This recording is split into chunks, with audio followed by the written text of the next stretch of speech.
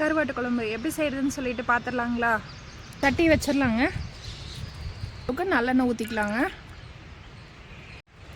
எண்ணெய் நல்லா சூடானதும் கடுகு போட்டுக்கலாங்க. ஒரு அரை ஸ்பூனு காட்ட வெந்தயம் போட்டுக்கலாங்க.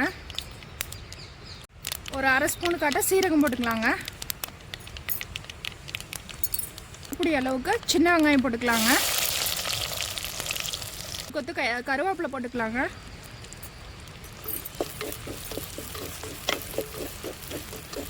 இப்போ வந்து 2 பெரிய தக்காளி எடுத்திருக்கேன், அதையும் கட் பண்ணி போட்டுக்கலாம்.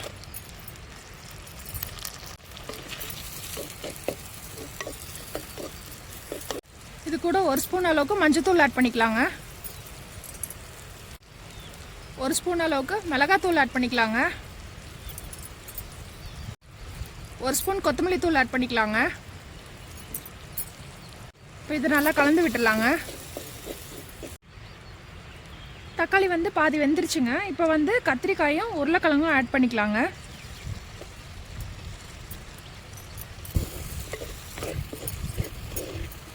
காய் வேகிறதுக்கு கொஞ்சமாக தண்ணி ஊற்றிக்கலாங்க. காய் பாதி வெந்துருச்சுங்க. இப்போ வந்து புளி தண்ணி சேர்த்துக்கலாம்.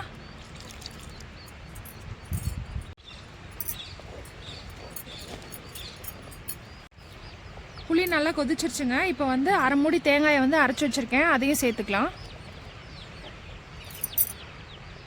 இது கூட கொஞ்சமாக தண்ணி சேர்த்துக்கலாம். தேவையான அளவு உப்பு போட்டுக்கலாம். உப்பு கம்மியாக போட்டுக்கோங்க, ஏன்னா உப்பு கருவாடில் ஆல்ரெடி உப்பு இருக்கும், அதனால் பார்த்துட்டு போட்டுக்கோங்க. இப்போ நல்லா கலந்து விட்டு இது நல்லா கொதி வரட்டும்னு சொல்லிவிட்டு கருவாடு சேர்த்துக்கலாம். நல்லா கொதிச்சிருச்சுங்க. இப்போ வந்து கருவாடு சேர்த்துக்கலாம். நான் வந்து 100 கிராம் வந்து உப்பு கருவாடு எடுத்திருக்கேன். இது வந்து சுடு தண்ணியில் போட்டு ஒரு அலசிட்டு சேர்த்துக்கிறேன்.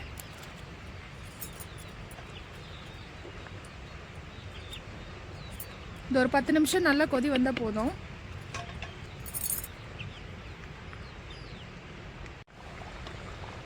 குழம்பு வந்து சூப்பராக ரெடி ஆயிடுச்சு. அந்த நம்ம போட்ட கருவாடெல்லாம் நல்லா வெந்து வந்துருச்சு, பார்த்தா தெரியும் பாருங்கள். எண்ணெய் பிரிய ஸ்டார்ட் ஆயிடுச்சு.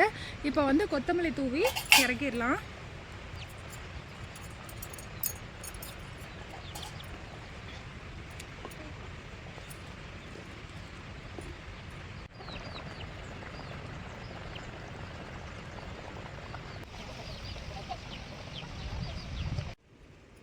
சுட சுட களியோடையும் சாப்பாடோடையும் வச்சு சாப்பிட்றப்ப அப்பா அப்படி இருந்ததுங்க. நீங்களும் செஞ்சு பாருங்கள். எப்படி இருந்ததுன்னு என் கூட ஷேர் பண்ணிக்கோங்க.